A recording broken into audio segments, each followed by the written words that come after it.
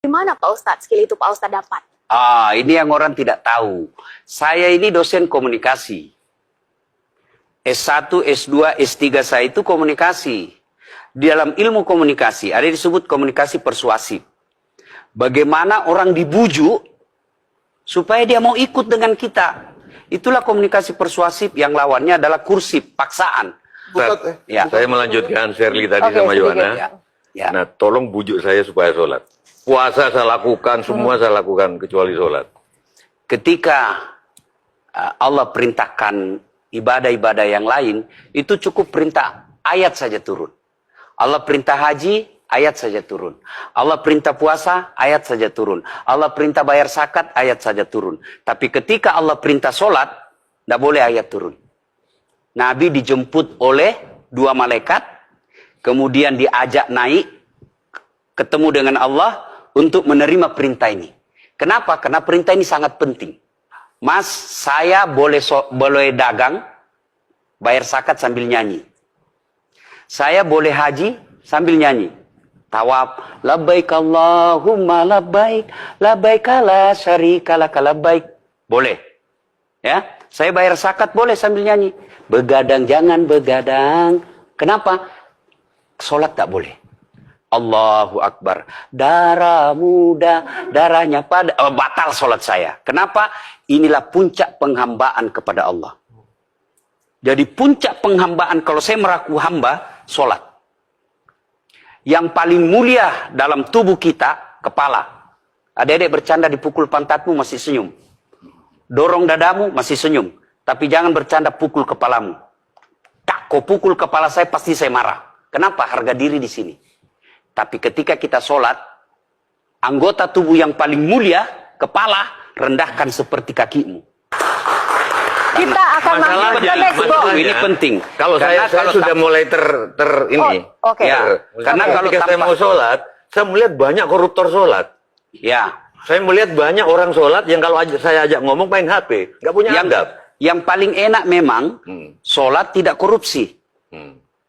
Yang paling nyaman memang, paling ideal, sholat jujur. Tapi wala talbisul haqqa bil batil, kata Allah. Allah tidak mencampurkan antara hak dan batil. Sholatmu beda, puasamu beda, maksiatmu beda. Itulah sehingga Allah hadirkan 2 malaikat. Rakit dan atid. Mencatat yang baik di baik, yang salah salah. Tapi ini setan kan tidak membiarkan itu. Maka setan masuk. Nah, dia sholat tapi dia korup. Tapi Allah Maha Adil, maka ditimbanglah nanti. Mana yang lebih banyak, kebaikanmu atau keburukanmu. Kalau dia baik amalnya, tapi tidak ada sholatnya, sia-sia. Kenapa? Passwordnya kebaikan itu, kuncinya itu adalah sholat. Ustadz, ketika naik haji, naik pesawat. Pesawat itu mungkin dibikin orang yang nggak sholat. Iya, betul. Terus gimana dong? Nah, kursi itu mungkin dibikin orang yang nggak sholat. Iya, betul. Terus? Nah, bagi orang yang tidak sholat itu, Allah nanti perlihatkan amalnya. Yang ciptakan listrik ini luar biasa amalnya. Iya. Saya bisa dakwah karena ada mic. Iya. Dan mic itu dari orang non-muslim yang ciptakan. Maka Allah nanti pamerkan. Ini kau punya amal. Ini 10 Buddha, 10 miliar kau punya amal. Mana passwordnya? Mana kuncinya? Kuncinya itulah sholat. As-sholatu imanuddin, as-sholatu miftahul jannah. Sholat itu kunci kebaikan, sholat itu tiangnya agama. Sebuah bangunan, dia bisa berdiri tanpa dinding. Sebuah bangunan, dia bisa kokoh tanpa atap. Tapi ketika bangunan tidak punya tiang, pasti tidak kokoh. Tiang itulah dalam agama, sholat. Dia tidak khusyuk, tidak ada urusan. Allah tidak hitung kamu khusyuk atau tidak. Kamu datang deh sujud sama saya. Ya. Sudah sholat, idealnya dia bersih. Karena tidak mungkin sholat kalau dia tidak wudhu. Tapi kok ada orang sholat tapi jorok. Buang sampah sembarangan.